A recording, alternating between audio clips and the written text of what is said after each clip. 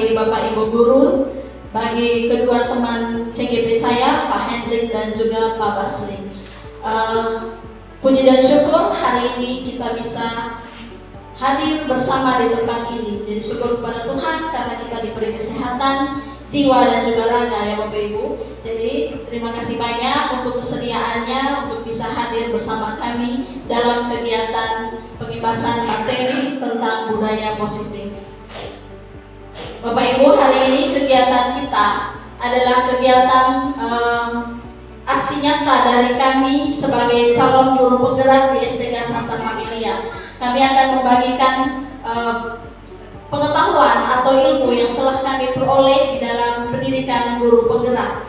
Jadi hari ini kita akan membagikan beberapa materi yang nanti akan disampaikan oleh saya dan juga kedua orang teman saya. Jadi materi-materi yang nanti akan kita pelajari adalah tentang perubahan paradigma belajar, disiplin positif, motivasi perilaku manusia, kebutuhan dasar, posisi kontrol restitusi, keyakinan kelas, dan segitiga restitusi. Jadi itu materi-materi yang akan kita pelajari sebentar bersama.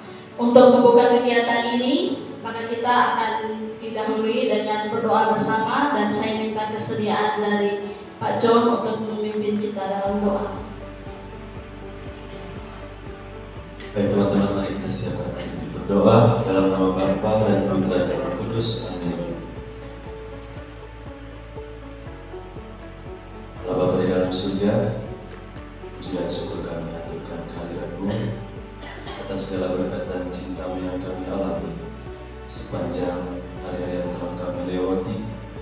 Dan kini pada pagi hari ini kami boleh berkumpul kembali untuk menjalankan kegiatan rencana yang bertujuan untuk menghidupkan pembelajaran di SDK Santa Familia ini. Tuhan, pada hari ini kami akan menjalani kegiatan ini. Semoga Engkau memberkati kami, memberkati seluruh kegiatan kami, sehingga apa yang kami jalankan dapat berguna bagi kami. Mari kita satukan doa kita dengan doa yang diajarkan Kristus kepada kita. Bapa kami yang ada di surga, dimuliakanlah nama-Mu, datanglah kerajaan-Mu, jadilah kehendak-Mu di atas bumi seperti di atas surga. Berilah kami rezeki pada hari ini, dan ampunilah kesalahan kami, seperti kami pun mengampuni bersalah kepada kami, dan jangan masukkan kami ke dalam pencobaan, tetapi bebaskanlah kami dari yang jahat. Dalam nama Bapa dan Putra dan Roh Kudus. Terima kasih untuk Pak John yang sudah membawa kita dalam doa. Untuk materi tentang disiplin positif dan motivasi perilaku akan disampaikan oleh teman saya, Pak Hendrik Kusmiun. Untuk Pak Hendrik Kusmiun, waktu dan tempat saya berikan.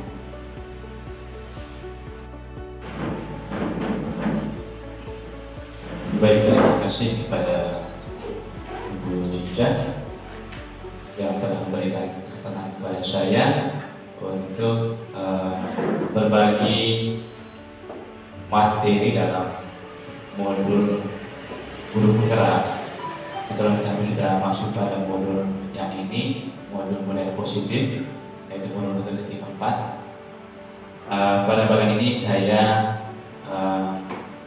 berbagi dalam materi tentang perubahan paradigma yang berikut, disiplin positif dan motivasi perilaku. Nanti teman-teman akan sambung ke kebutuhan dasar manusia, posisi kontrol sama keyakinan kelas dan segitiga restitusi.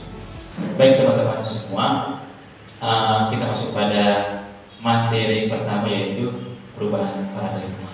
Ini adalah sebuah ilustrasi sebelum kita masuk ke materi ini. Mungkin saya minta teman-teman untuk berdiri dulu. Berdiri.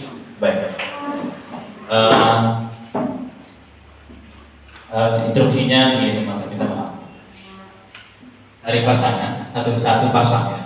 lalu ya cari pasangan, lalu sepakati dalam pasangan itu siapa yang mengepalkan tangan. Ya. Oke, siapa yang mengepalkan tangan? Silakan. Oh iya Bang, dengan ibu apa nih? Dua nih. Apa ya? Coba. Nah, satu orang yang mengepalkan tangan, lalu satu orangnya dengan instruksi. Sudah ya? Baik. Yang mengepalkan tangan ini adalah kalian anggap saja, membayangkan saja di dalam tanganmu itu ada sesuatu yang sangat berharga, ya, sangat berharga. Lalu teman yang sebelah berusaha untuk bagaimana untuk mendapatkan barang itu, berharga itu, dengan cara membujuk dia, bahkan mengintimidasi atau marahi dia juga silakan. Ya, bisa juga menawarkan nanti akan diberikan sesuatu untuk kalian yang bawa uang. Yang penting kau punya tangan. Silakan teman-teman. Silakan. Saya beri waktu 5 menit. Saya tolong 5 menit. 3 menit saja. Silakan. Dengan berbagai cara. Dengan berbagai cara. Mau maksa juga, atau nanti mau ditabar akan diberi hadiah begitu. Asik tuh lagi. Banyak kemana? Gak boleh. Dengan berbagai cara. Dengan berbagai cara. Boleh.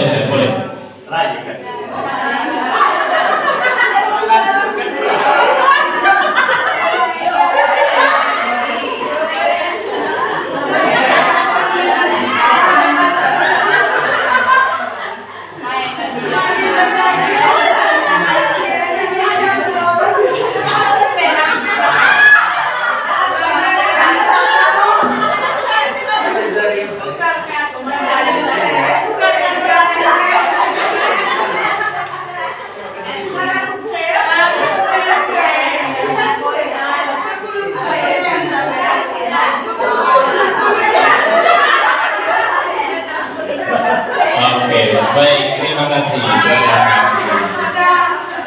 Terima kasih. Saya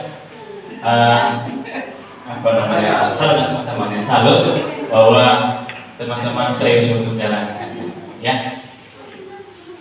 Nanti ada pertanyaan pemantiknya, teman-teman. Apakah Anda atau B yang tadi yang posisi sebagai apa tadi itu mengepalkan tangan itu membuka kepala tangan Anda? Apa tadi yang teman-teman yang menyerah atau membuka tangannya? Ada. Lalu saya minta Pak Lepa atau kira-kira apa tadi alasan Pak Tom membukakan kepala tangan Pak Tom? Siap untuk saya dengan kata-kata yang Iya, dengan membujuk saya Pak Tommy dengan kata-kata yang luar biasa. Terima kasih Pak Tommy. pada tunaksi kalau timur. Oke, mantap. Ada lagi teman-teman tadi yang membukakan tangan. Yang merayu saya tukar kue. Oh, dengan merayu ya akan diberikan kue. Terima kasih Bu. Baik. Berikut nomor 2. Apakah Anda menutup kepala tangan Anda? Kita ada yang teman yang tetap bertahan supaya tangan tetap di kepala. Ada tidak? Ada. Baik. Lalu saya beri waktu berkomunikasi, mengapa sampai ini tetap bertahan untuk kepala tangan? Terima kasih atas kesempatan yang diberikan. Saya tadi mempertahankan kepala tangan saya karena tawaran yang diberikan tidak sesuai dengan permintaan saya. Oke, karena berasal dengan tawaran. Oke. Ada lagi? Ada lagi? Pak Jo, silakan Pak Jo. Mana dari telunjuk? Ya, baik, dari saya tadi mengapa saya mengepalkan terus tadi. Itu masa dia hanya meminta jari telunjuk saya. Nah, itu saja. Akhirnya saya tidak mau buka semua jari. Hanya jari telunjuk sudah yang saya kasih. Terima kasih. Baik, terima kasih. Baik, kita berikan tangan teman-teman semua yang menjawab. Lalu yang ketiga, dalam kegiatan tadi, kira siapa yang memegang kontrol dalam permainan tadi? Yang empat tangan. Ya? 4 tangan. Baik. Jawaban tadi dari teman-teman tentu pasti bervariasi. Untuk pertanyaan nomor 1 dan 2. Ada yang punya alasan bahwa karena dia membujuk saya dengan kata-kata yang baik. Ada yang tadi dia menawarkan sesuatu untuk saya. Lalu bagi yang tetap mempertahankan supaya tetap mempertahankan, pasti saja alasannya karena permintaan tidak sesuai dengan kebutuhannya yang mengepalkan tangan. Baik, teman-teman, kita untuk pertanyaan nomor 3 ini, siapa yang mengontrol, ya, memegang kontrol? Yang pasti adalah orang yang mengepalkan tangan, bukan siapa-siapa. Walaupun tadi si Ibu Jili berusaha untuk merayu, tapi yang kontrol adalah tetap Ibu Irna. Dia mau buka tangan tergantung dia, bukan karena baik rayuannya, tapi karena dia punya kebutuhan sesungguhnya.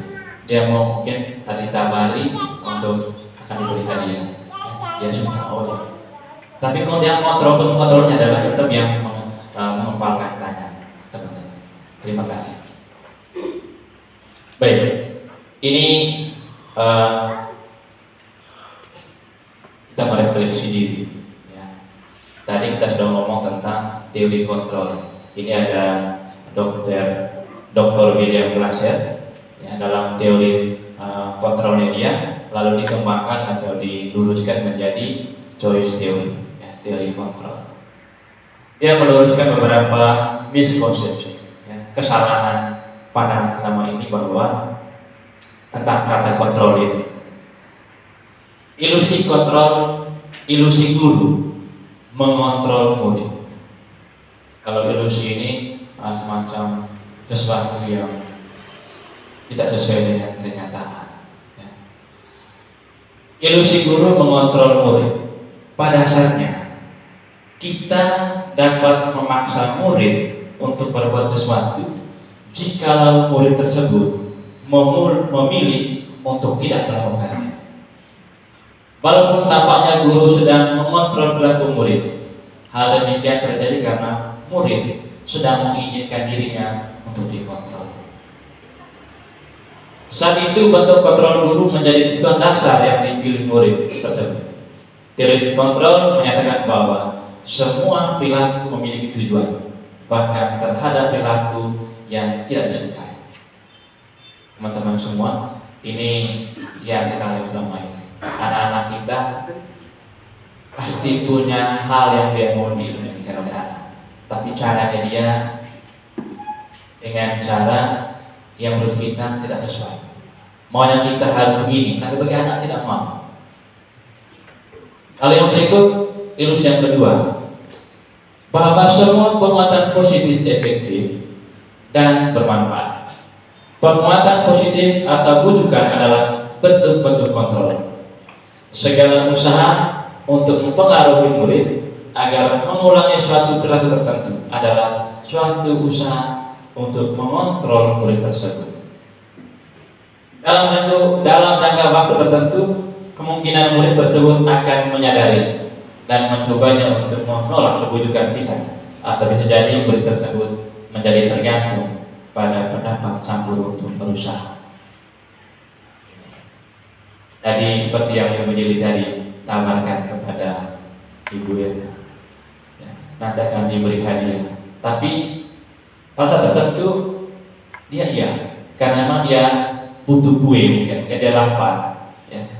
Kata barangkali ini, ya, mungkin karena dia suka dengan kue, maka dia mau dengan tawarannya dipuji. Baik, yang berikut. Yang ketiga, ilusi bahwa kritik dan membuat orang merasa bersalah dapat menguatkan karakter. Menggunakan kritik dan rasa bersalah untuk mengontrol murid menuju pada identitas gagal. Mereka belajar untuk merasa buruk tentang diri mereka. Mereka mengembangkan dialog diri yang negatif. Kadang-kala sulit bagi guru untuk mengidentifikasi bahwa mereka sedang melakukan perilaku ini. Karena seringkali guru cukup menggunakan suara halus untuk menyampaikannya pesan negatif. Ini teman-teman. Selama ini kita memberikan kata-kata yang justru menyindir terhadap anak-anak. Saya pikir ini tidak kita sebagai guru pasti alami seperti itu. Walaupun dengan tidak dengan kekerasan, tapi dengan kata-kata saja, pasti saja anak-anak merasa bahwa, oh saya ini buruk, saya ini gagal.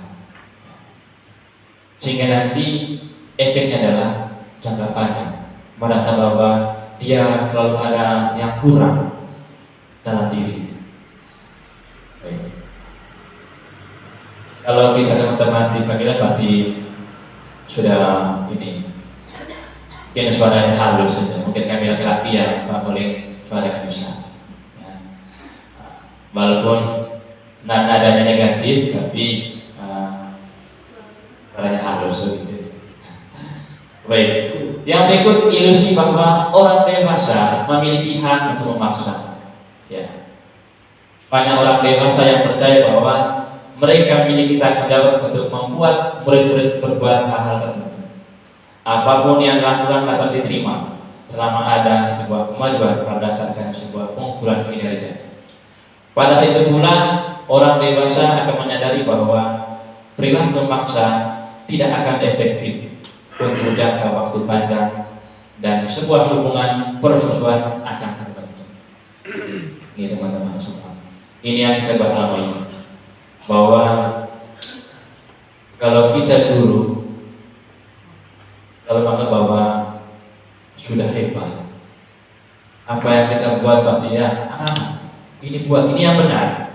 Ya. Tapi bagi anak betulnya pasti punya pandangan bahwa belum tentu benar. Ya, itu tadi karena ilusinya bahwa orang dewasa memiliki hak untuk memaksa. Ya. Kayak kita ini supaya jangan ribut sekarang. Misalnya anak itu capek dengan anak kelompok, tapi kita bilang jangan ribut, jangan ini, jangan itu. Ya, akhirnya anak-anak dia berdiam dalam kemunafikan. Next dulu. Baik. Ini ada teori stimulus respon, karena bergeser ke teori kontrol. Teori stimulus respon ini yang kita buat selama ini bahwa apa yang kita buat pasti ada nanti aksi yang dia timbal balik dari itu. Saya ini realitas kebutuhan kita sama, tapi dari kontrol mata ke bawah realitas kebutuhan kita berbeda. Apa yang saya butuhkan pasti saja berbeda yang dibutuhkan oleh teman-teman semua. Ya, tapi menurut dia teori ini tidak, bahwa di mata kita, di mata orang, kita ini semuanya sama. Tapi dia ini bilang bahwa kita ini punya kebutuhan yang berbeda. Yang berikut, semua orang melihat hal yang sama. Tapi teori kontrol bilang setiap orang memiliki gambaran yang berbeda. Nanti akan dibahas oleh teman-teman semua, teman-teman berdua nanti. Kita mencoba mengubah orang agar berpandangan sama dengan kita. Kita berusaha memahami pandangan orang lain tentang dunia. Pak Hendrik ingin supaya Ibu Rolin ikut saya. Tapi bagi Ibu Rolin tidak. Kita punya pandangan beda. Gitu. Perilaku buruk ini sebagai suatu kesalahan. Semua perilaku memiliki tujuan. anak yang bikin ulah dalam kelas, dia pasti itu mempunyai tujuan. Dia jalan-jalan kemari kayak satunya anak Oliver, itu pasti ada tujuannya. Dia ingin supaya Pak Henry perhatikan dia. Mungkin saja Pak Henry selama ini suka hanya fokus pada anak tertentu. Dia rasa cemburu. Kenapa saya tidak perhatikan Pak Guru? Maka saya pun cara adalah dengan menunggu teman. Ya. Orang lain bisa mengontrol saya. Teori ini hanya Anda yang bisa mengontrol diri Anda. Mau ini teori ini ya teman-teman, luar biasa juga ini. Ya. Saya bisa mengontrol orang lain. Anda tidak bisa mengontrol orang lain. Kayak seperti kalau ini terapkan di sekolah kita, luar biasa ya. Pemaksaan ada pada saat bujukan gagal. Pemaksaan ada pada saat bujukan gagal. Kolaborasi dan konsensus menciptakan pilihan lain. Saya pikir teman-teman paham dan punya makna kata-kata. Model berpikir menang atau kalah. Model berpikir menang-menang. Kita ini tidak ada yang menang kalah, semuanya menang-menang. Tapi kalau menang-menangnya itu pasti ada waktu.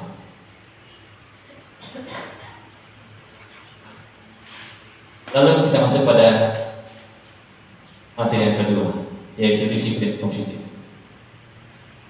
Teman-teman semua, saya mau tanya lagi. Dalam pikiran teman-teman, kira-kira apa yang muncul dalam pikiran kita kalau kita ngomong tentang kata disiplin? Kenapa teman? Tahan.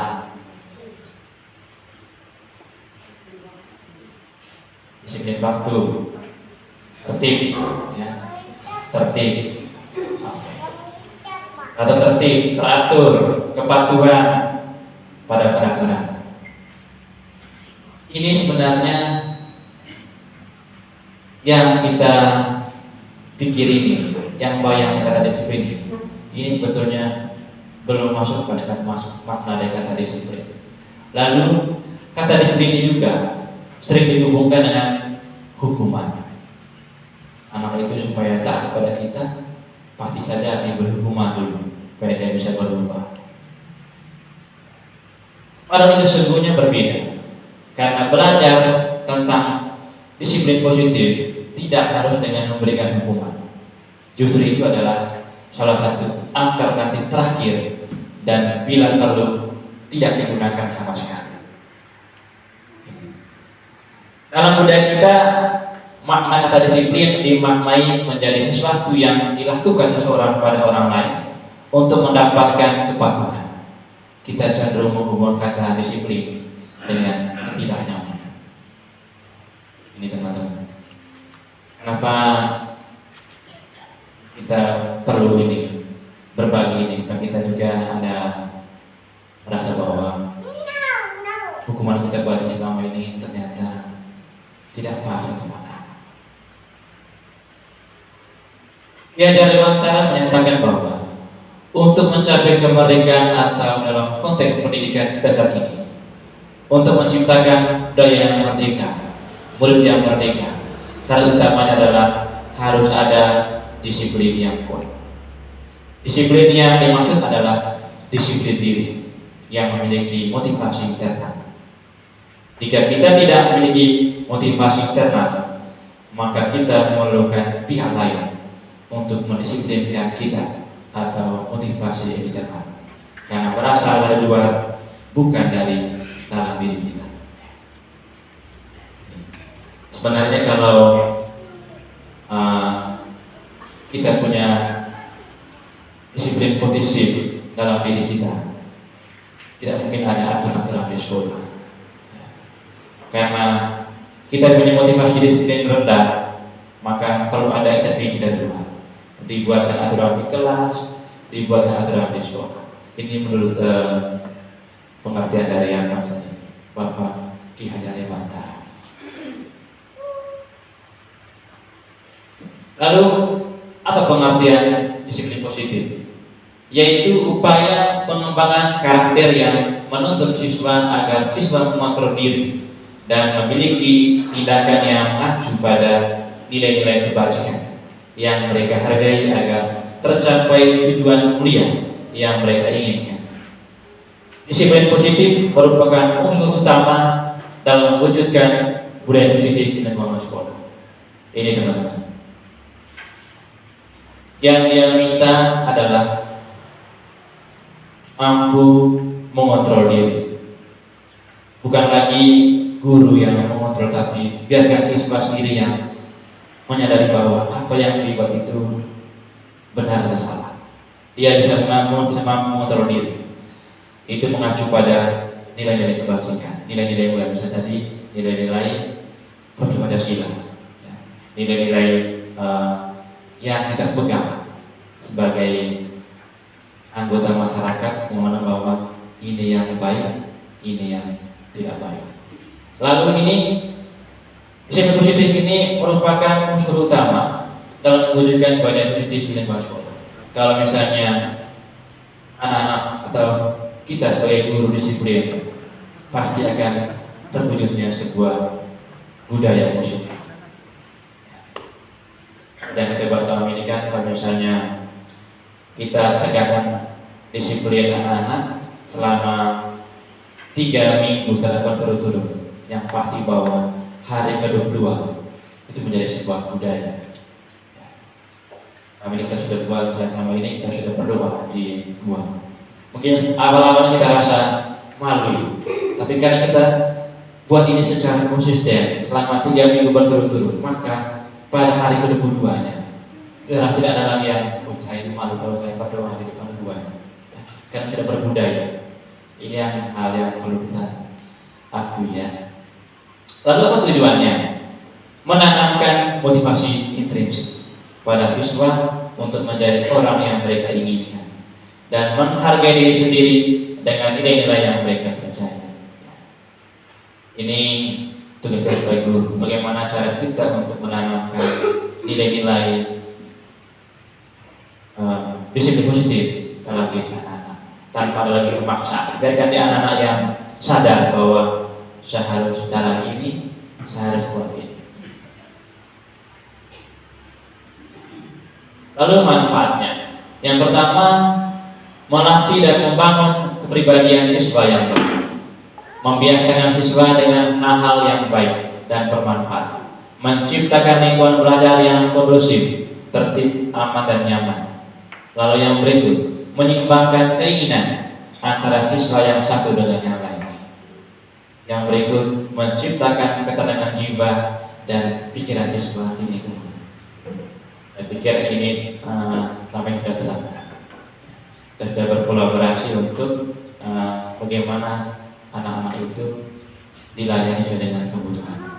Tidak ada rasa takut terhadap anak-anak. Baik, yang berikut, apa hubungannya dengan pelaksanaan pembelajaran yang berpihak kepadamu? Disiplin positif ini itu untuk mewujudkan anak-anak yang memiliki profil Pancasila. Seperti yang kita tahu bahwa profil ini yaitu ada 6 dimensi. Yaitu pertama, beriman, bertakwa kepada Tuhan Yang Maha Esa, berkebinekaan global, bergotong royong, kreatif, bernalar kritis, dan mandiri. Ini yang kita mau. Kita terapkan ini di sekolah, tujuannya adalah untuk menciptakan anak supaya dia memiliki profil. Lalu setelah anak memiliki profil pada Pancasila, yang pasti akan terwujud sebuah sekolah yang aman, nyaman dan menyenangkan. Tidak ada rasa takut terhadap anak-anak bebas, merdeka dan sibuk. Nilai-nilai kebajikan universal. Ini nilai-nilai. Ada banyak nilai-nilai. Nilai-nilai yang Dari sini saya ambil hanya beberapa saja, yaitu nilai-nilai kebahagiaan. Ya. Ada nilai empati, merasa apa yang dirasakan oleh orang lain, lalu suara hati, ya. Kontrol diri, rasa hormat, kebaikan, toleransi, keadilan. Ini yang kita mau tanamkan kepada anak. Masih banyak, ya. Masih banyak yang lain nilai-nilai. Tapi menurut ini ada menurut dokter apa tadi, dokter bilang apa tadi, bilang terakhir itu ada 7 nilai-nilai kebajikan esensial yang paling dasar. Yang pertama empati, suara hati, kontrol diri, rasa hormat, kebaikan, toleransi, keadilan. Kalau kita cermati bersama, nilai-nilai ini sudah masuk dalam ini, sudah ada dalam profil ini, berbatasi. Ya. Beriman, bertakwa kepada Tuhan Yang Maha Esa, pasti ada di dalamnya mengenai materi, dimensi itu. Bergotong royong, pasti ada di sini. Semuanya masuk dalam profil ini. Ini yang kita mau dari seorang anak, agar dia mampu memiliki profil pelajar Pancasila. Lalu bagaimana penerapannya teman-teman? Yang pertama, melalui pembentukan motivasi intrinsik siswa. Ya. Dorong anak-anak supaya dia sadar bahwa apa yang dia miliki itu betul-betul dengan kebutuhan. Ditegakkan tanpa memberikan ancaman atau hukuman. Selama ini kita sudah buat ini, ya, dengan cara kalau kau tidak tertib, kau keluar dari ruangan, atau saya akan suruh kau untuk berlutut. Ya, ini mungkin nanti praktik yang perlu kita ubah. Yang berikut, guru bersama-sama menyusun kesepakatan atau keyakinan kelas sebagai upaya membentuk karakter positif siswa. Nanti kita coba-coba untuk membuat keyakinan kelas. Nanti akan disampaikan oleh Ibu Cicai nanti. Bagaimana cara untuk menyusun keyakinan kelas atau kesepakatan kelas. Ini saya punya sudah buat. Yang berikut, ditegakkan melalui menumbuhkan kesadaran diri atau motivasi intrinsik dalam membentuk karakter positif. Ini ada 4 manfaat. Yang ketiga, teori motivasi, hukuman, dan penghargaan. Kalau kita lihat, motivasi itu adalah keinginan diri yang mendorong seseorang untuk berusaha atau bertindak dalam rangka memenuhi kebutuhan, dorongan dari dalam. Menurut Dian Egusen ini ada 3 motivasi hidup manusia. Yang pertama, menghindari ketidaknyamanan atau hukuman. Anak-anak sekolah dengan tertib atau diam di kelas itu takut diberi hukuman dari gurunya. Atau misalnya anak datang sekolah tepat waktu itu karena takut akan nanti disuruh berdiri lain pada saat apel. Ini adalah untuk menghindari ketidaknyamanan. Yang berikut, untuk mendapatkan imbalan atau penghargaan dari orang lain. Anak berbuat itu dia nanti karena ingin supaya akan diberi hadiah dari guru, ya, mendapat penghargaan imbalan. Yang berikut, yang ketiga, untuk menjadi orang yang mereka inginkan dan menghargai diri sendiri dengan nilai-nilai yang mereka percaya. Kalau menurut teman-teman, kira-kira mana yang baik dari ketiga ini? Apakah motivasi yang pertama, kedua, atau ketiga? Yang ketiga, ya. Lalu teman-teman, kira-kira nama ini, kira mana yang kira-kira nama ini? Ya? Yang pertama, yang kedua, atau yang ketiga? Nah, selama kita terapkan di kelas, motivasi mana teman-teman? Apakah anak-anak itu menghindar ketidaknyamanan atau hukuman, atau anak-anak mendapatkan imbalan atau penghargaan dari orang lain, atau yang ketiga? Yang kedua. Kalau pilih yang mana pilih? Nomor 2 ya. Berarti anak-anak itu ikuti kita punya perintah, karena akan diberi imbalan penghargaan. Siapa nanti yang bersikelas akan diberi hadiah dari Pak Guru, atau nanti akan diberi penghargaan di akhir pekan. Begitu. Ya, memang hal juga begitu seperti itu. Bahkan ini juga yang satu dua kolaborasi, satu dengan dua, satu dua. Sehingga teman-teman, saya juga baru tahu ya, teman-teman, sehingga belajar dari orang ini. Menurut dia dosen ini, motivasi yang pertama adalah motivasi yang terendah. Itu yang membuat anak itu gagal. Itu yang membuat anak-anak itu berdampak negatif pada jangka panjang. Seperti yang bilang tadi, kita lihat berapa anak-anak kita yang dapat dari sini, kalau kita lewat di jalan, tegur kita, sahabat kita. Artinya kita mencari, teman-teman. Karena dia selalu ngomong identik, berpikir bahwa, ini Pak Hendrik, identik dengan galak dari Pak itu. Dia dendam, masa dendam, teman-teman. Yang berikut ini nanti ini juga sedikit baik, ya, ada penghargaan ini. Tapi ini nanti dia merasa bahwa anak cari muka, ya. Dia akan mencari muka terhadap orang gurunya.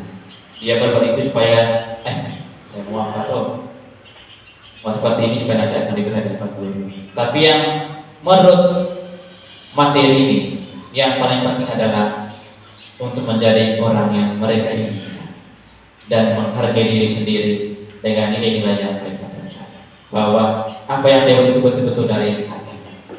Itu menjadi profil dia sebagai anak yang baik.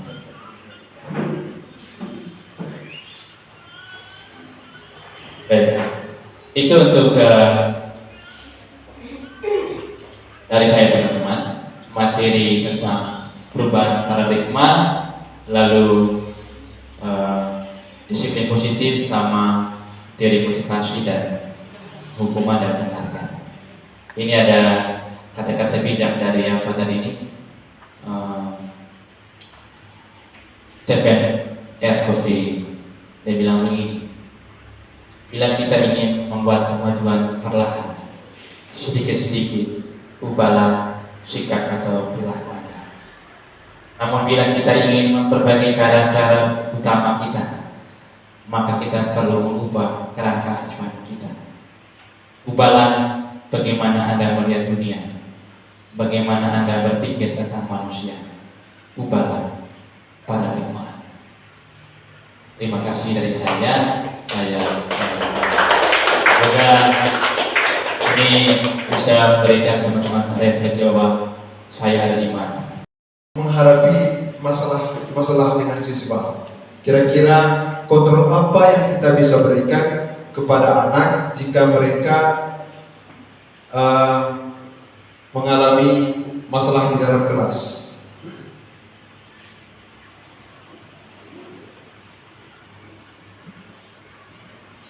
Menurut dosen, dia berkesimpulan ada 5 posisi kontrol yang diterapkan seorang guru, orang tua, ataupun atasan dalam melakukan kontrol.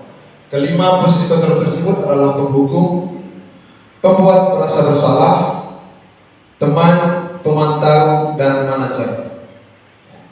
Jadi ada masalah di sini yang mau kita gali sebentar adalah masalah tentang Adi hadir terlambat di sekolah. Jadi bagaimana penanganannya terhadap masalah Adi hadir terlambat di sekolah. Kita lihat yang pertama, teori kontrol penghukum. Seorang penghukum bisa menggunakan hukuman fisik maupun verbal. Ketika ada siswa yang terlambat, langsung dihukum atau mengeluarkan kata-kata yang kasar. Kamu ini terlambat terus saja, misalnya seperti itu. Lalu nada suara tinggi, yaitu karakteristiknya. bahasa tubuh mata melotot, dan jari menunjuk-nunjuk atau menghardik. Ya. Lalu guru yang menerapkan posisi penghukum akan berkata seperti ini, patuhi aturan saya atau awas kamu. Ya, seperti itu. Pokoknya kalau kau tidak tunggu sebentar, tunggu. Seperti itu. Lalu yang kedua, kamu selalu saja salah. Kau terus saja yang terlambat. Ya kan? Lalu selalu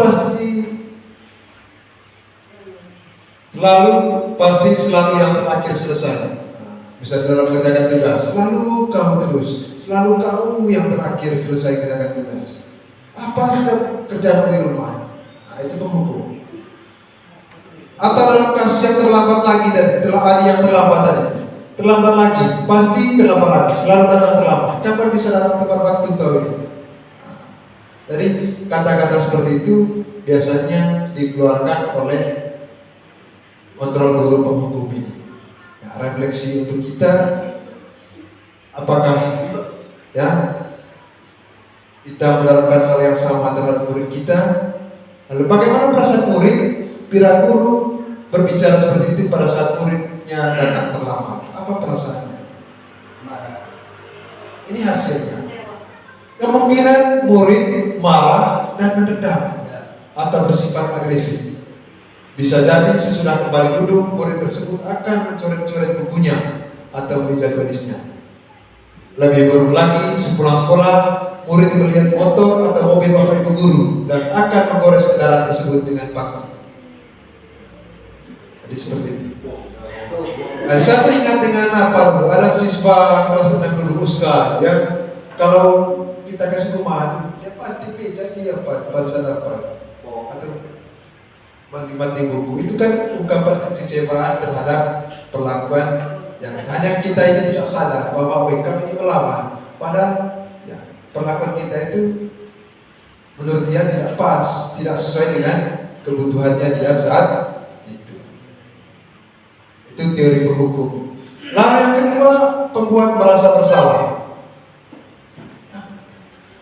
Pada teori kontrol pembuat merasa bersalah ini, biasanya guru akan bersuara pelan, lembut, sehingga pembuat merasa bersalah akan menggunakan keningan yang membuat orang lain merasa tidak nyaman, bersalah atau rendah hati.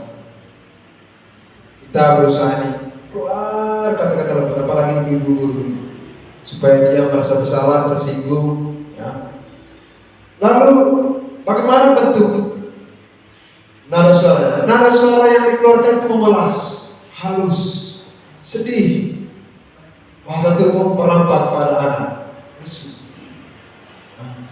kecewa. Ya. Guru yang menerapkan posisi membuat merasa bersalah akan berkata seperti ini, ya. Ibu sangat kecewa sekali dengan kamu. Kecewa sekali, kau terus yang bermasalah.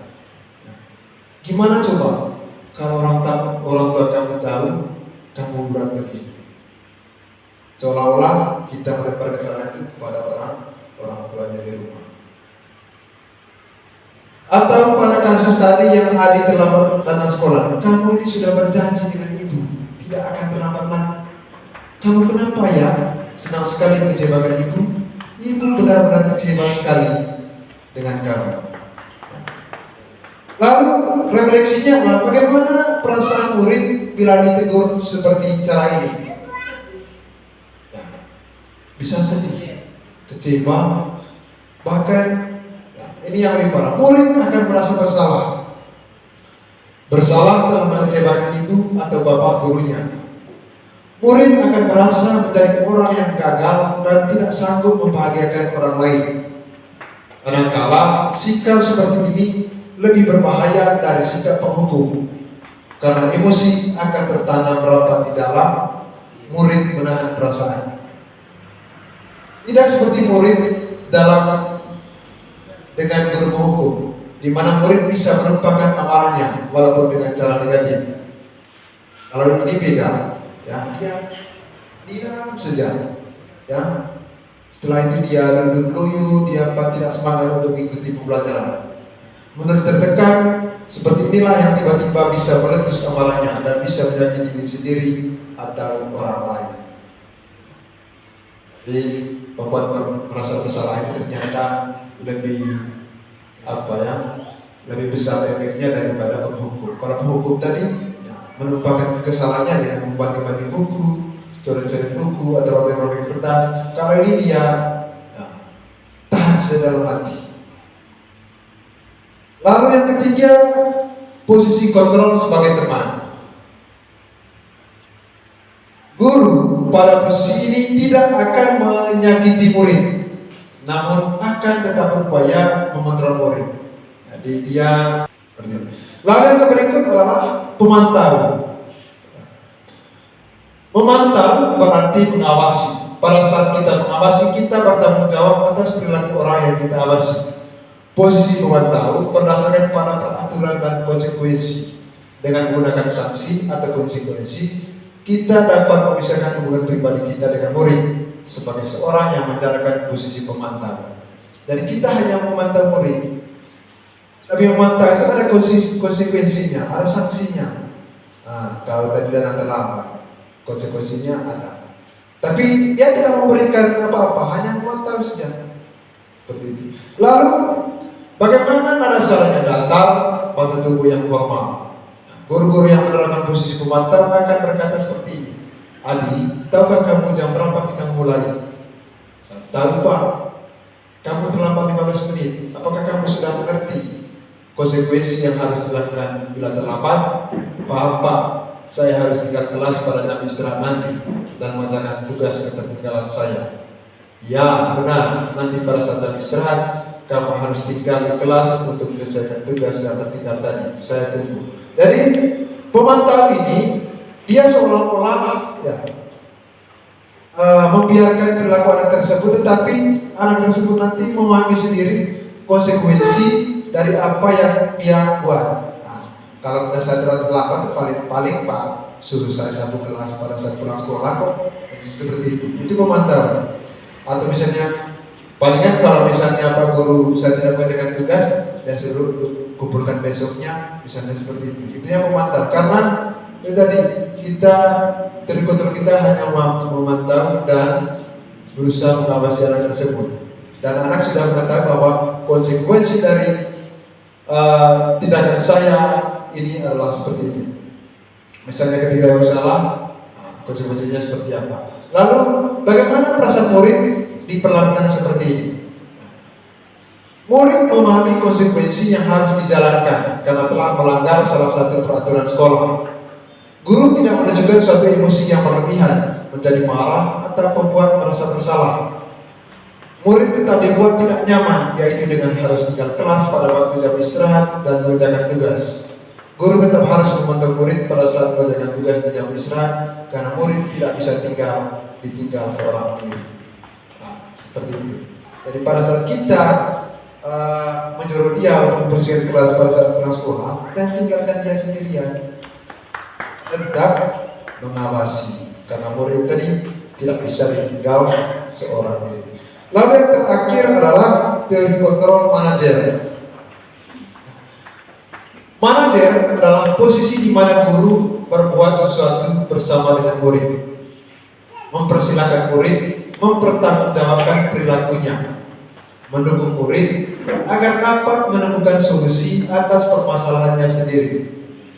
Seorang manajer telah memiliki keterampilan di posisi teman maupun pemantau, dan dengan demikian bisa jadi di waktu-waktu tertentu kembali kepada posisi tersebut bila diperlukan. Namun, bila kita menginginkan murid-murid kita menjadi manusia yang merdeka, mandiri dan bertanggung jawab, maka kita perlu mengacu kepada restitusi yang dapat menjadikan murid kita seorang manajer bagi dirinya sendiri. Di manajer, murid diajak untuk menganalisis kebutuhan dirinya maupun kebutuhan orang lain. Yang ditekankan di sini adalah bukan pada kemampuan maupun konsekuensi, namun pada kolaborasi dengan murid bagaimana memperbaiki kesalahannya. Menurut teori kontrol manajer ini, kita mempersilahkan murid untuk mempertanggungjawabkan perilaku yang telah dibuatkannya tadi. Misalnya, adik yang terlambat datang sekolah tadi, kita berusaha tahu kira-kira apa mungkin seperti yang disampaikan oleh Bapak kemarin, bahwa mungkin dia tadi di jalan macet motor, atau perlu kita menanyakan alasan mengapa dia datang terlambat tanpa harus hukum dulu baru bertanya. Nah, jadinya misal pada dia tadi begini kasusnya, saya sudah terlanjur marah. Seperti itu. Manajer nada suara tulus, bahasa tubuh tidak kaku, mendekat ke murid. Nah, ini model wawancaranya. Adi, apakah kamu mengetahui jam berapa sekolah dimulai? Tahu Pak, setengah 7. Ya, kamu terlambat. Kira-kira bagaimana kamu akan memperbaiki masalah ini?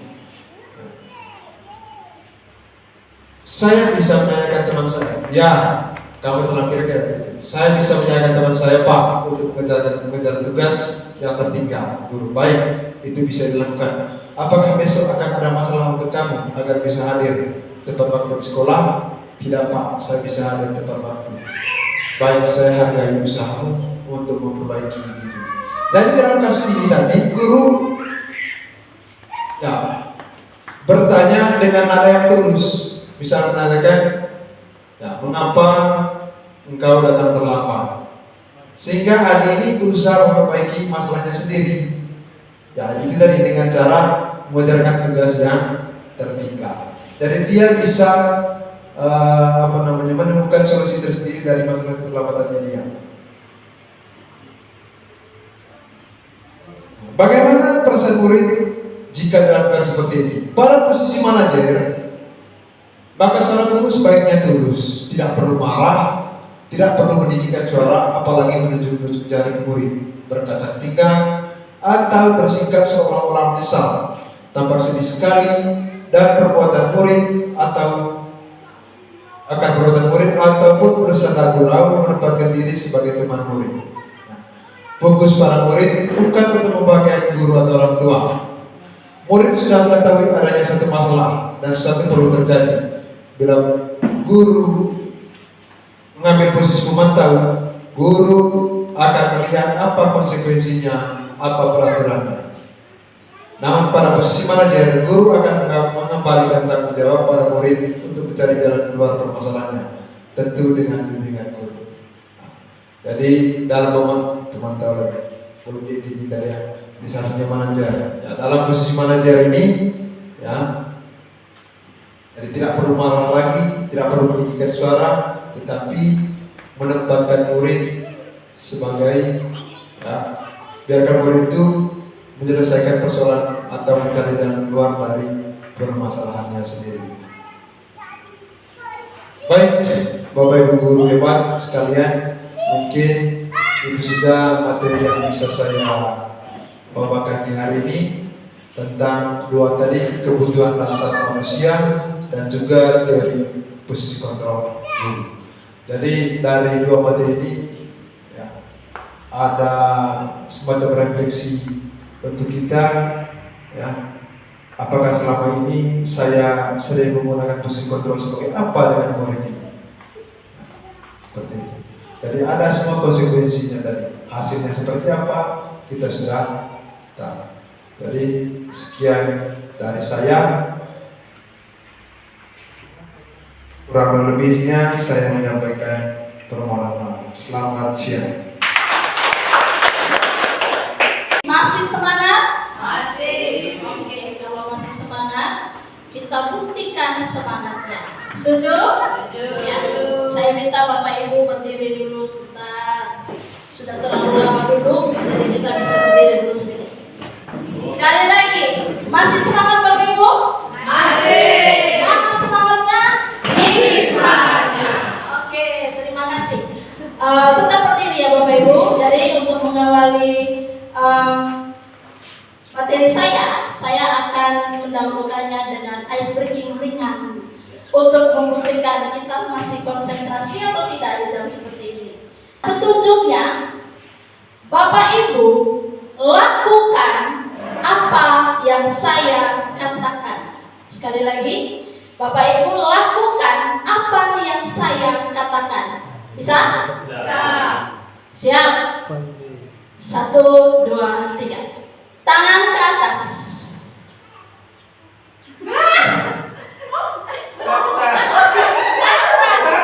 Sekarang tangan ke bawah.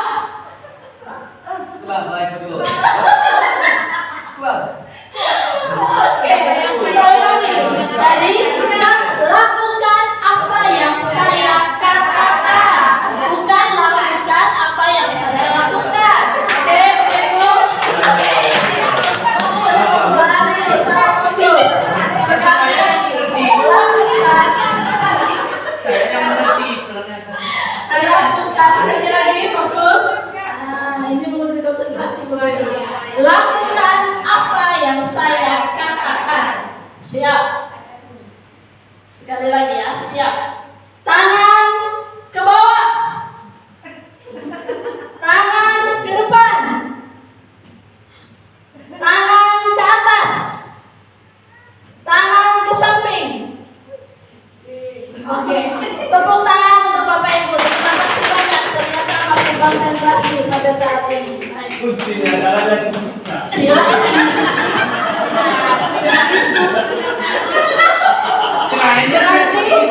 Berarti mengingat petunjuk dan menutup mata ya.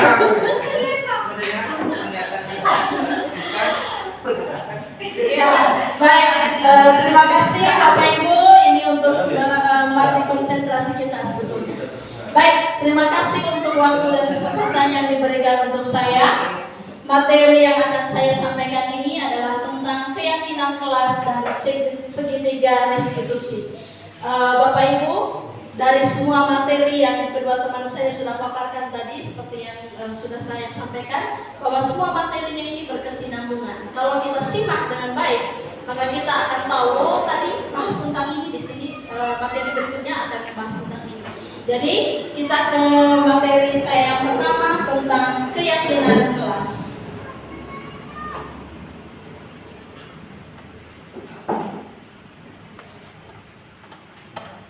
Nah, Bapak Ibu, di sini ada pertanyaan. Mengapa keyakinan kelas? Mengapa bukan peraturan kelas? Nah, ini pertanyaannya. Bapak Ibu coba pikirkan dulu, tidak perlu dijawab. Mengapa keyakinan kelas? Mengapa bukan peraturan kelas? Nah, mari kita lihat. Untuk menjawabnya, kita lihat pertanyaan yang saya tayangkan di layar ini.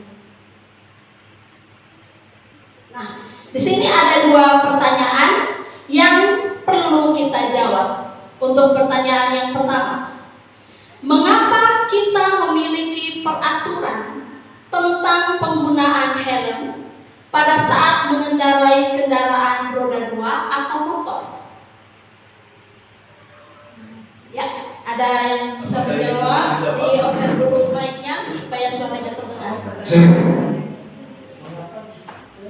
Saya ulangi, mengapa kita memiliki peraturan tentang penggunaan helm pada saat mengendarai kendaraan roda 2 atau motor? Silakan.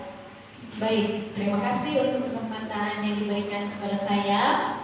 Saya ingin mencoba untuk menjawab mengapa kita memiliki peraturan tentang penggunaan helm pada saat mengendarai kendaraan roda 2. Jadi pertanyaan ini sesungguhnya sangat baik karena peraturan untuk mengingatkan kita bahwa pentingnya menggunakan helm itu melindungi kepala kita.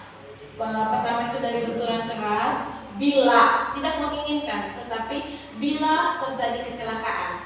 Kemudian yang kedua, melindungi mata dan juga hidung kita dari debu. Kira-kira itu saja jawaban dari saya dan saya kembalikan. Terima kasih. Luar biasa, mari kita berikan tepuk tangan untuk jawaban dari Bu Reli. Adakah teman lain yang ingin menjawab? Oke, saya berikan kesempatan. Nanti lagi.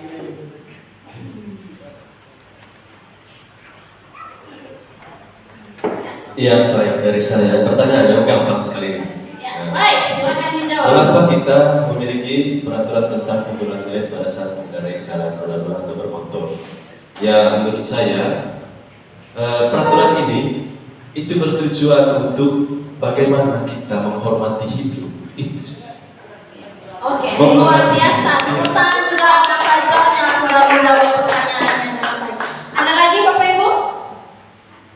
Baik, dari jawaban kedua teman kita ini yang sangat luar biasa tadi, jadi saya bisa menyimpulkan bahwa mengapa kita memiliki peraturan tentang penggunaan helm pada saat mengendarai kendaraan roda 2 atau motor. Jadi mengapa? Jadi kalau saya petik dari dua jawaban teman tadi adalah untuk keselamatan. Betul Bapak Ibu? Ya. Baik, kita di pertanyaan nomor 2. Mengapa kita memiliki peraturan tentang penggunaan masker dan mencuci tangan setiap saat? Mengapa? Jadi ingat waktu masa-masa COVID, tetapi karena kebiasaan kita atau kita sudah tahu manfaat dari memakai masker, sampai sekarang pun masih ada orang yang menggunakan masker. Jadi kenapa atau mengapa kita memiliki peraturan tentang penggunaan masker dan mencuci tangan setiap saat? Baik, ada teman yang mau menjawab? Oh ya, Pak. Oke, Ya, terima kasih atas waktu dan kesempatan yang diberikan. Jadi tujuannya adalah untuk, ya intinya untuk menyelamatkan dari bakteri-bakteri yang masuk di dalam tubuh kita. Seperti itu. Ya, baik, terima kasih. Tepuk tangan dulu untuk Pak Edu. Berikutnya ada Ibu Catherine yang ingin menjawab pertanyaan.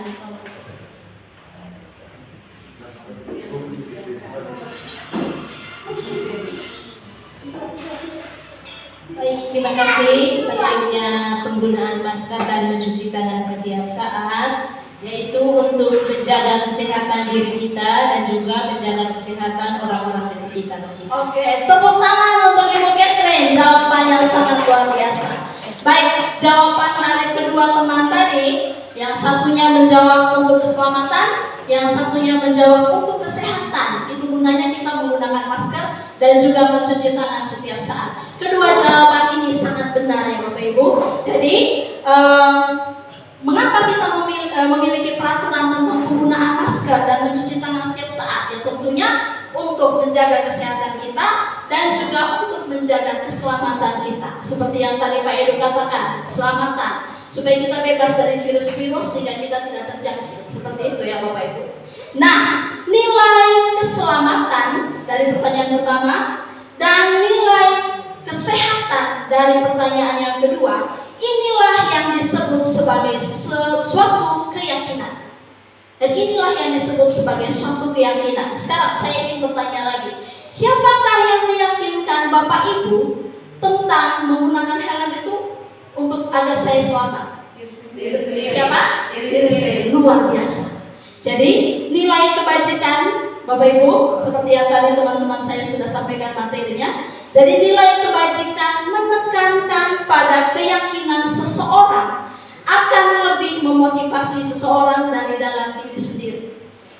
Jadi hal yang ditekankan dari diri seseorang itu akan, atau keyakinan yang dimiliki oleh seseorang itu akan memotivasi dirinya sendiri. Nah, seseorang akan lebih tergerak dan juga bersemangat untuk menjalankan keyakinannya daripada hanya sekedar mengikuti peraturan-peraturan tertulis yang tanpa makna. Ya Bapak Ibu, jadi kadang-kadang kita ada orang yang berpikir begini, saya pakai helm karena saya takut tilang. Saya pakai helm karena saya tidak mau dibayar atau membayar denda. Saya tidak mau membayar denda. Jadi ada orang-orang yang berpikiran seperti itu. Sebetulnya orang-orang yang berpikiran seperti itu hanya karena takut pada aturan. Saya ini Bapak Ibu. Ya. Sedangkan kita yang berpikir, saya harus pakai helm karena saya harus menyelamatkan diri saya dari hal-hal yang tidak saya inginkan. Atau saya harus mencuci tangan setiap saat agar saya tetap sehat. Seperti itu ya. Jadi murid-murid pun demikian Bapak Ibu. Jadi siswa-siswa kita di sekolah juga demikian. Mereka perlu mendengarkan dan memahami arti sesungguhnya tentang peraturan-peraturan yang diberikan dan apa nilai-nilai kebajikan di balik peraturan tersebut. Ya, jadi kalau kita membuat peraturan, Jadi harus ada nilai-nilai apa yang mau diambil dari aturan yang kita buat. Jadi tadi teman saya Pak Hendrik sudah menjelaskan tentang nilai-nilai kebajikan. Di dalamnya ada banyak, ada 9 nilai-nilai kebajikan yang sudah dibagi-bagi. Ya, jadi salah satunya itu ada tanggung jawab, kemudian masih banyak yang lain, ada disiplin, ada saling menghargai, seperti itu. Jadi anak-anak itu harus mendengarkan dan memahami arti sesungguhnya tentang peraturan-peraturan yang diberikan. Dan apa nilai-nilai kebajikan di balik peraturan tersebut, dan apa tujuan utamanya kita membuat peraturan itu. Kemudian jika peraturan dibuat hanya oleh guru saja, maka anak akan menjadi tidak tertarik, Bapak Ibu. Anak tidak akan tertarik, kemudian mereka hanya akan melakukan atau menerapkan peraturan itu hanya karena takut. Hanya karena perasaan takut. Ibu guru sudah bilang jangan ribut di dalam kelas. Itu ibu guru sudah tulis tuh, jangan ribut. Nah, mereka akan berdiam karena mereka takut kalau sebentar kami ribut pasti ada hukuman yang akan kami terima. Jadi itu kalau dibuat oleh gurunya sendiri. Jadi peraturan-peraturan yang mengatur mereka itu kalau dibuat oleh guru sendiri itu peraturan-peraturan yang mengatur mereka itu tanpa mereka pahami apa tujuan mulia dari peraturan-peraturan tersebut. Nah, Bapak Ibu, kita kembali lagi mengingat masa-masa kita saat sekolah dulu. Biasanya saat kita masuk kelas itu sudah penuh aturan yang tertulis, bahkan sudah ditempelkan pada dinding tanpa meminta kesepakatan dari kita. Betul tidak, Bapak Ibu? Kita masuk, kita baca, tidak boleh ribut, tidak boleh bicara di dalam kelas. Lalu saat Bapak Ibu memberi pertanyaan, semua anak-anak diam. Kemudian ibu guru marah, kenapa diam? Ibu, ada peraturan, tidak boleh bicara di dalam kelas. Nah, ini lucu kan Bapak Ibu? Ya. Jadi itu kalau peraturan dibuat sendiri oleh gurunya. Nah, mari kita lihat keyakinan kelas. Atau tadi saya di pertanyaan awal, mengapa keyakinan kelas? Mengapa bukan peraturan? Nah, keyakinan kelas ini Bapak Ibu, itu dibuat oleh guru bersama siswa di dalam kelas. Jadi kalau dikatakan peraturan, nah itu hanya satu. Maksudnya dari guru saja yang membuat peraturan tersebut, kemudian dipajang, lalu anak-anak dituntut harus mengikuti peraturan-peraturan yang ada. Jadi seperti itu ya Bapak Ibu. Nah, ini sedikit materi tentang keyakinan kelas. Nah, mari kita lihat yang berikutnya tentang pembentukan keyakinan kelas. Nah, Bapak Ibu, keyakinan kelas itu bersifat lebih abstrak daripada peraturan yang lebih rinci dan konkret. Kemudian yang kedua, keyakinan kelas berupa pernyataan-pernyataan universal atau yang sifatnya umum. Kemudian pernyataan keyakinan kelas senantiasa dibuat dalam bentuk kalimat-kalimat positif. Kemudian yang berikutnya, keyakinan kelas hendaknya tidak terlalu banyak sehingga mudah diingat dan dipahami oleh semua warga kelas. Yang berikut, keyakinan kelas sebaiknya sesuatu yang dapat diterapkan di lingkungan tersebut. Lalu yang berikut, semua warga kelas hendaknya ikut berkontribusi dalam pembuatan keyakinan kelas lewat kegiatan curah pendapat. Dan yang terakhir, bersedia meninjau kembali keyakinan kelas dari waktu ke waktu. Nah, seperti yang saya sudah sampaikan tadi Bapak Ibu, jadi semua warga kelas hendaknya itu ikut berkontribusi dalam pembuatan keyakinan kelas lewat kegiatan curah pendapat. Jadi kita minta pendapat dari siswa kita, kelas seperti apa yang mereka inginkan. Ya. Kemudian mereka juga bersedia meninjau kembali, kemudian kita juga harus bersedia meninjau kembali keyakinan kelas dari waktu ke waktu. Jangan sampai keyakinan kelas yang kita buat semester ini kita gunakan terus sampai nanti tahun depan. Ya, jadi harus ditinjau kembali dari waktu ke waktu. Berikutnya Bapak Ibu, kita lihat bagaimana prosedur untuk membuat keyakinan kelas atau prosedur pembentukan keyakinan kelas. Yang pertama, kita mempersilahkan murid di kelas untuk bercurah pendapat tentang peraturan yang perlu disepakati di kelas. Jadi anak-anak diberi kebebasan untuk berpendapat. Itu maksudnya bercurah pendapat ya. Kemudian yang kedua, mencatat semua masukan-masukan para murid di papan tulis atau di kertas besar atau kertas yang berukuran poster, di mana semua anggota kelas bisa melihat hasil dari curah pendapat tersebut. Kemudian yang ketiga, susunlah keyakinan kelas sesuai prosedur pembentukan keyakinan sekolah atau kelas. Kemudian gantilah kalimat-kalimat dalam bentuk yang negatif menjadi kalimat yang positif.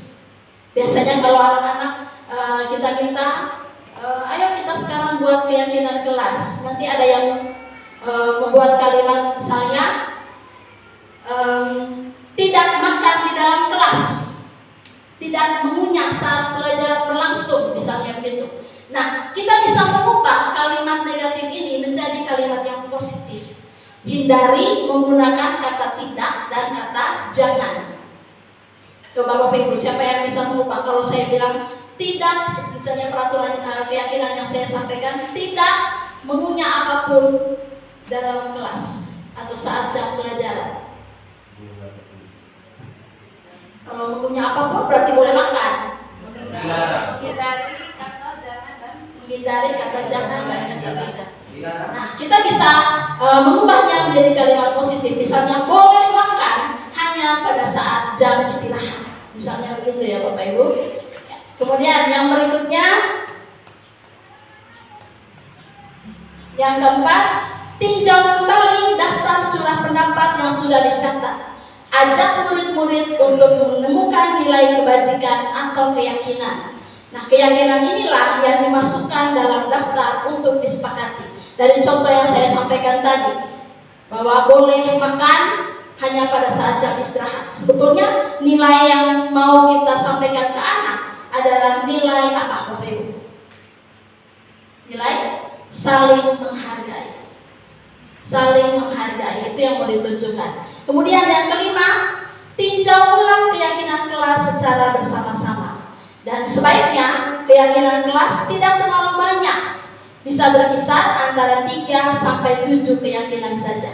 Bila terlalu banyak, maka warga kelas akan sulit mengingatnya dan akibatnya pun sulit untuk dijalankan. Jadi jangan sampai 20, jangan juga sampai 10. Ya, jadi berkisar antara 3 sampai 7 keyakinan supaya saat kita tanya anak-anak itu ingat, karena hanya ada beberapa yang mereka perlu ingat. Kalau terlalu banyak nanti sulit. Bukan hanya sulit mengingat, tetapi juga sulit untuk dijalankan. Kemudian yang keenam, setelah keyakinan kelas selesai dibuat, maka semua warga kelas dipersilakan meninjau ulang dan menyetujuinya dengan menandatangani keyakinan kelas tersebut, termasuk guru dan juga semua murid. Jadi kalau sudah selesai buat keyakinan kelas, jangan lupa hubungi tanda tangannya. Kalau teman-teman yang mengajar di kelas saya mungkin sudah pernah melihat langsung contoh yang sudah saya buat. Kemudian yang ketujuh, keyakinan kelas selanjutnya bisa dilekatkan di dinding kelas di tempat yang mudah dilihat semua warga kelas. Jadi keyakinan kelas yang sudah dibuat bersama ini setelah ditandatangani, kita tempelkan di bagian depan atau di posisi yang dimana semua warga kelas bisa melihat keyakinan kelas itu setiap saat. Saat anak sedang belajar, mereka angkat sedikit muka, lihat ada keyakinan kelas. Jadi seperti itu. Jangan sampai keyakinan kelasnya ditempel di bagian belakang ya Bapak Ibu.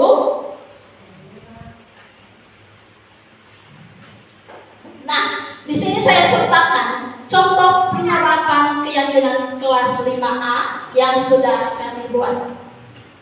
Di sini pada gambar yang pertama ini saya menjelaskan tentang keyakinan kelas itu apa kepada para siswa saya. Kemudian di gambar yang kedua, siswa menulis keyakinan kelasnya pada kertas mereka masing-masing saat itu ya Bapak Ibu.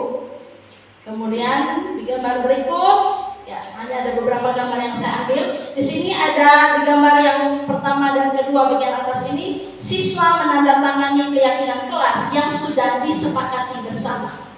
Kemudian di gambar yang ketiga ini, keyakinan kelas dipajang di depan kelas agar mudah dilihat oleh semua warga kelas.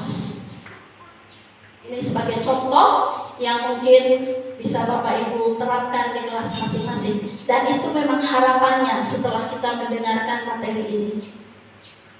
Nah, di sini juga saya sertakan dengan tanggapan dari siswa saya setelah kami membuat kesepakatan kelas bersama. Mari kita dengarkan.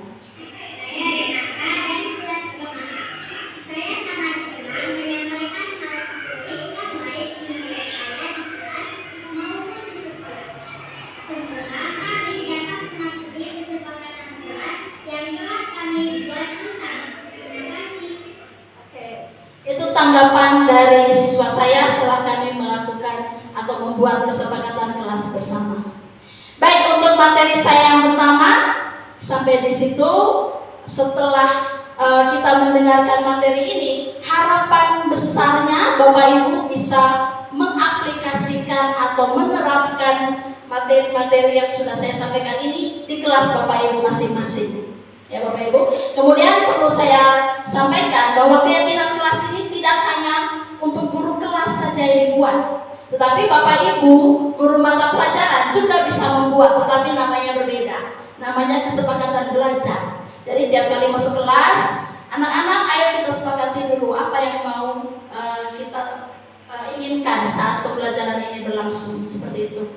Kemudian keyakinan kelas, ada juga keyakinan sekolah. Keyakinan sekolah itu dibuat oleh warga sekolah, ya kecuali murid ya, jangan dimasukkan di dalam kesepakatan sekolah yang dibuat untuk guru, kemudian yang akan ditaati oleh guru dan juga oleh kepala sekolah dan juga oleh tenaga-tenaga kependidikan yang ada di sekolah. Kalau kesepakatan kelas itu dibuat bersama guru dan juga siswa di dalam kelas. Ya. Baik, Bapak Ibu, berikutnya kita ke materi tentang segitiga restitusi. Tadi sebelum kita masuk ke materi ini sudah ada teman yang menyampaikan masalah di dalamnya. Nah, siapakah yang pernah mendengar tentang segitiga restitusi? Adakah di sini yang pernah mendengar tentang segitiga restitusi? Belum. Oh ya. Baik, ini hal baru untuk kita dan juga memang hal baru bagi kami sebelum kami mendapat pendidikan guru penggerak ini. Ya, jadi segitiga restitusi ini Bapak Ibu, kita lihat yang ada di gambar yang saya tayangkan ini, ada saya dan juga seorang siswa saya. Kalau saya mau bertanya, kami sedang apa Bapak Ibu? Kalau dilihat dari gambar itu kami buat apa itu? Iya, sedang berbicara, sedang ngobrol. Ya, jadi mari kita lihat apa yang dimaksudkan dengan segitiga restitusi. Segitiga restitusi adalah suatu proses dialog yang dijalankan oleh guru agar dapat menghasilkan murid yang mandiri dan bertanggung jawab. Ya. Jadi dalam segitiga restitusi ini ada proses dialog antara guru dan juga siswa. Nah, Bapak Ibu, setiap hari, apalagi kita yang mengajar di SD ini, hampir setiap hari kita itu mengalami masalah-masalah atau menghadapi masalah-masalah yang berbeda dari setiap anak. Ya, jadi hampir setiap guru mengalami masalah-masalah yang dibuat oleh anak-anak atau murid-murid kita. Nah, untuk membuat atau untuk mencari solusi, bagaimana mengatasi masalah-masalah yang kita hadapi setiap hari bersama siswa kita, salah satunya bisa kita lakukan dengan segitiga restitusi. Nah, di sini sudah ada gambar segitiga. Kita lihat. Jadi ada yang pertama yaitu menstabilkan identitas, yang kedua ini validasi tindakan yang salah, dan yang ketiga menanyakan keyakinan. Nah, untuk kita menangani masalah-masalah yang kita hadapi bersama siswa, kita bisa melakukannya dengan segitiga restitusi ini. Bagaimana cara menerapkannya? Mari kita lihat satu persatu penjelasan tentang segitiga restitusi ini. Yang pertama adalah menstabilkan identitas. Nah, bagian dasar dari segitiga restitusi ini bertujuan untuk mengubah identitas anak dari orang yang gagal karena melakukan kesalahan menjadi orang yang sukses. Jadi anak yang melanggar peraturan karena sedang mencari perhatian adalah anak yang sedang mengalami kegagalan. Jadi dia mencoba untuk memenuhi kebutuhan dasarnya, namun ada benturan. Kalau kita ingin ia menjadi reflektif, maka kita harus meyakinkan si anak dengan cara mengatakan kalimat-kalimat ini.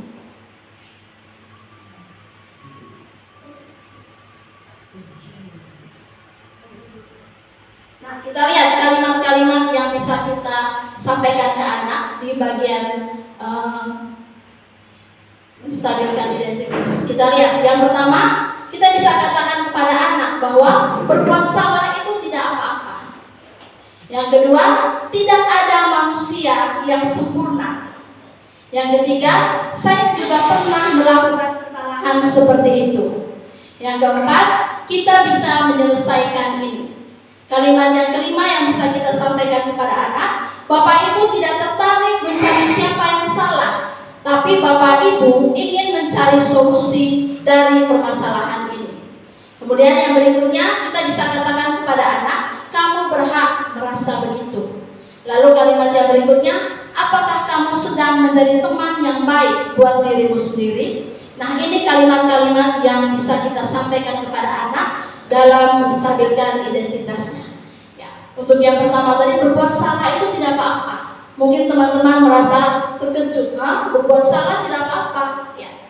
Jadi bukan berarti segitiga restitusi ini menyetujui anak untuk melanggar peraturan. Tidak ya Bapak Ibu, tetapi segitiga restitusi ini untuk mencari keyakinan apa atau alasan apa yang anak-anak inginkan sehingga mereka melakukan hal seperti itu. Jadi apa alasannya mereka berbuat seperti itu? Kemudian yang berikutnya kita lihat yang kedua, validasi tindakan yang salah. Jadi validasi tindakan yang salah ini setiap tindakan kita dilakukan dengan suatu tujuan, yaitu untuk memenuhi kebutuhan dasar. Ini materi yang sudah disampaikan oleh Pak Basri tadi. Jadi kalau kita memahami kebutuhan dasar apa yang mendasari sebuah tindakan, maka kita akan bisa menemukan cara-cara paling efektif untuk memenuhi kebutuhan tersebut. Jadi kita mungkin tidak suka sikap seseorang atau seorang anak yang terus-menerus merengek. Mungkin bukan hanya anak sekolah, tapi anak kita di rumah juga. Jadi mungkin kita tidak suka sikap seorang anak yang terus-menerus merengek. Tetapi Bapak Ibu, bila sikap itu mendapat perhatian kita, maka itu telah memenuhi kebutuhan anak tersebut. Bisa diingat ini Bapak Ibu.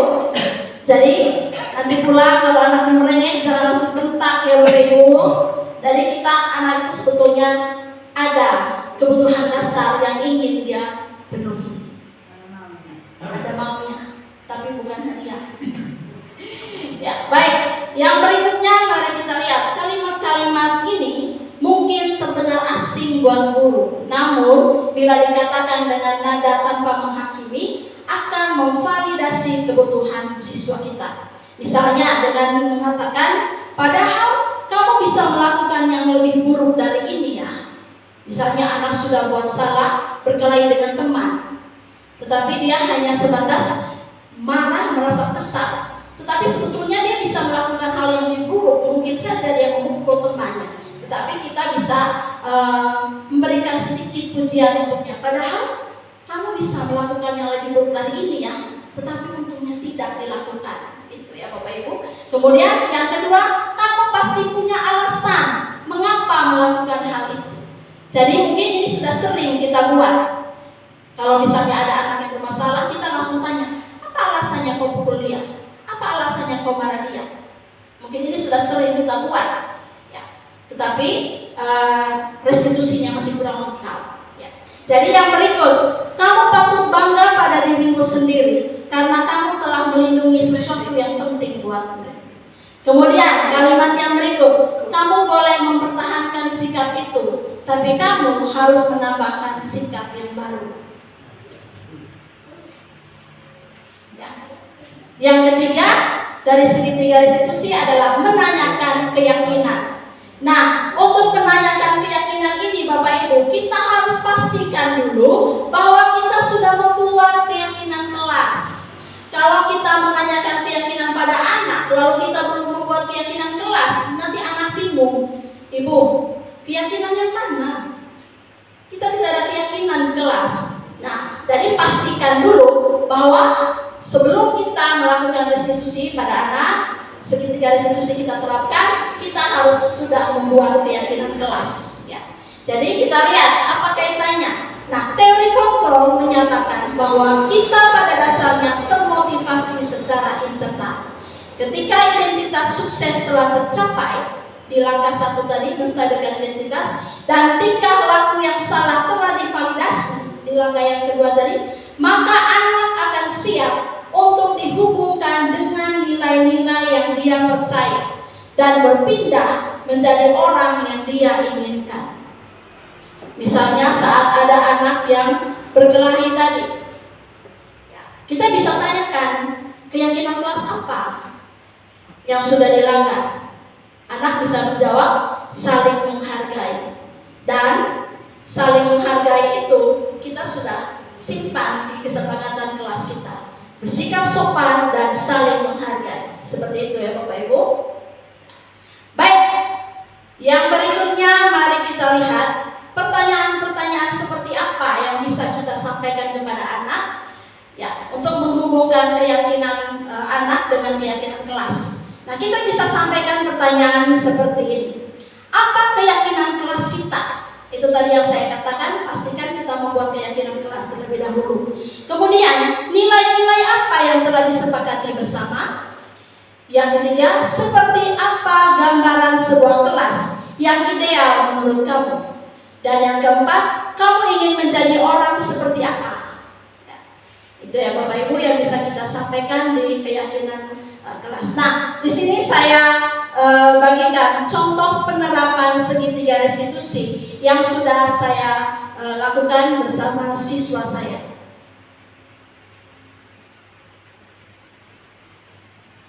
Ini skenario kasusnya.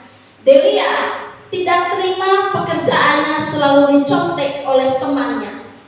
Ia marah dan tidak dapat menahan emosinya. Itu kasusnya Bapak Ibu. Mari kita lihat bagaimana ketika kasus seperti ini kita melakukan penanganannya dengan segitiga restitusi.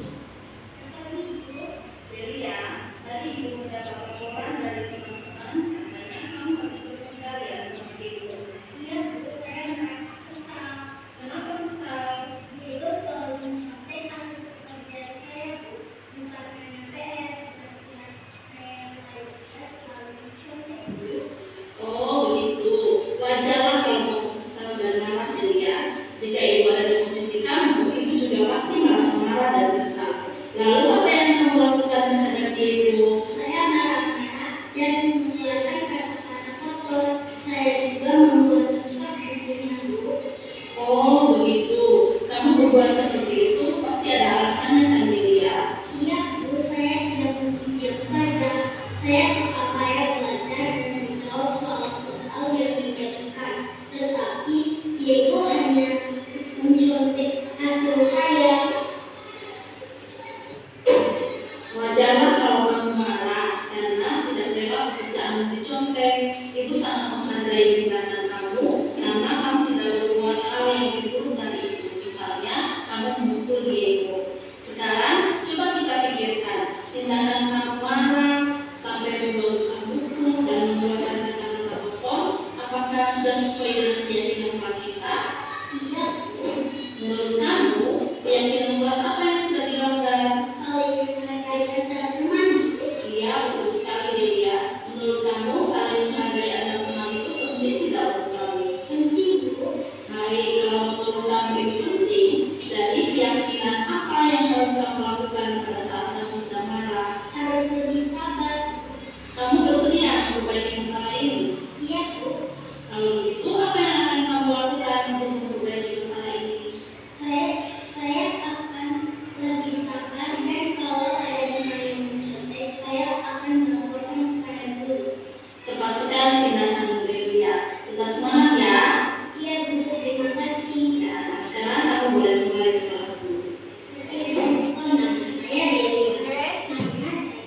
Yang berikutnya ini adalah tanggapan dari siswa setelah dilakukan tindakan segitiga restitusi. Saya dari kelas 5. Saya senang sekali bisa berdiskusi dengan Ibu Cica untuk menyelesaikan masalah yang saya hadapi. Saya akan menjadi anak yang lebih sabar dan menghargai teman sekelas saya. Terima kasih. Baik Bapak Ibu, itu materi yang bisa saya sampaikan hari ini tentang keyakinan kelas dan segitiga restitusi. Untuk konsentrasinya yang begitu luar biasa, saya ucapkan terima kasih, salam dan bahagia. Melewati beberapa materi. Nah sekarang pada sisa akhir ini kita lakukan refleksi sejauh mana teman-teman sudah pahami materi ini, lalu apa yang Bapak Ibu sangat berkesan dari kegiatan hari ini. Silakan teman-teman klik ditambah. Setelah itu masukkan nama Bapak Ibu di sini, lalu silakan ketik ulang dari komentar teman-teman. Setelah itu baru nanti pilih publish.